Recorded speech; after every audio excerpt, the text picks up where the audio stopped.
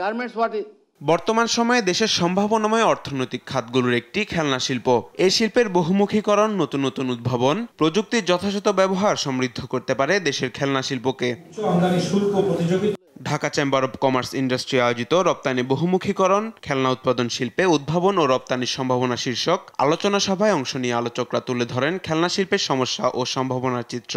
Bangladesh we are facing a diversified product export problem. Innovation দরকার আমাদের। ইনোভেশনকে no question about this, যেহেতু আপনার artificial intelligence আসছে, অগমেন্টেড রিয়েলিটি আসছে, ভার্চুয়ালিটি আসছে, এবং খেলা যেহেতু টেকনোলজি এভার ইভলভিং এবং এই ইস্যুগুলো এভার ইভলভিং।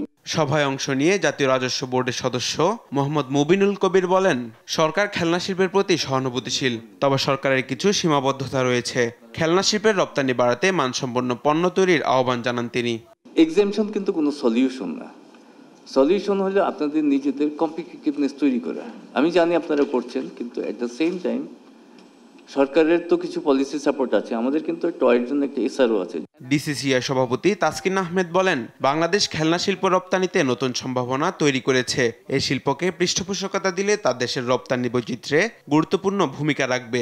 আমরা একটা দ্বারপ্রান্ত চাই যেখানে গিয়ে আমরা আমাদের প্রবলেমসগুলোকে আলোক করব, এবং আপনারাও একসাথে কিন্তু এগিয়ে আসতে হবে পাবলিক সেক্টরকে, যে একই টেবিলে বসে তাদেরকে কিভাবে, কারণ এরকম অনেক জায়গায় অনেক সেক্টরে দেখা গেছে মিনিস্ট্রি অফ ইন্ডাস্ট্রিজের দিক নির্দেশনা আরেক রকম, মিনিস্ট্রি অফ কমার্সের দিক নির্দেশনা আরেক রকম।